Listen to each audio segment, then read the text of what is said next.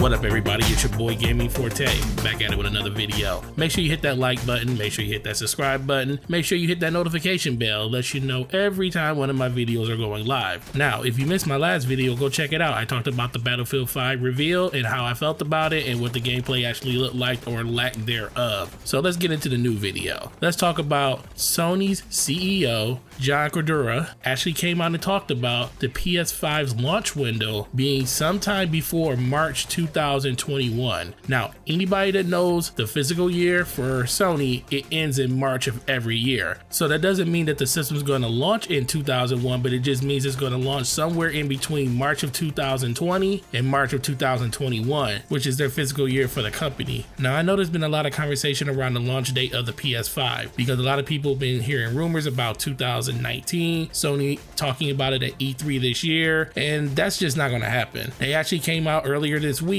talking about this being the wind down phase for the PS4. It's entering its twilight years. They're saying that overall, system's doing really well in the situation it's in, but according to the reports, the PlayStation brand will begin to look past the PlayStation 4 come March 2021. While this isn't overall surprising, but it does give a concrete time frame to what the console's lifespan will be. I believe the PS5 is going to launch sometime in the end of the year of 2020, sometime in that October, November time frame, and they're still going to be looking at games from the PS4 that's going to be crossover games to the PS5. Like, I believe Last of Us 2 will be one of those games. I believe that game is going to be something that you're going to see release on the PS4 and actually have a version for the PS5. It all depends on also when they actually release those certain games like that. I believe games like Ghost of Tsushima that they're going to show on their stage at E3 this year is going to be another one of those titles that's going to be out there at the very end of the generation. And we already know Death Stranding, that's a game that Hideo Kojima is making, and I believe that's going to be another game that's going to wind down the generation for the PS4. We may see PS5 versions of them, but ultimately I really think Sony's going to concentrate on refreshing their older IPs, creating new IPs. They're in a really good sweet spot when it comes to the actual development of their games. They already ended the Uncharted series. They can always bring it back, but they already finished that story. They're working on the next successor with Last of Us 2. Guerrilla Games is working on their next title. You could see the next Horizon Zero Dawn be a launch title on a PS5. So there's a whole bunch of different games out there. There could be another Infamous game. There could also be another Killzone game because I don't think they actually killed off that franchise altogether. So there's a lot of different places they can go with actually making more content for the PS5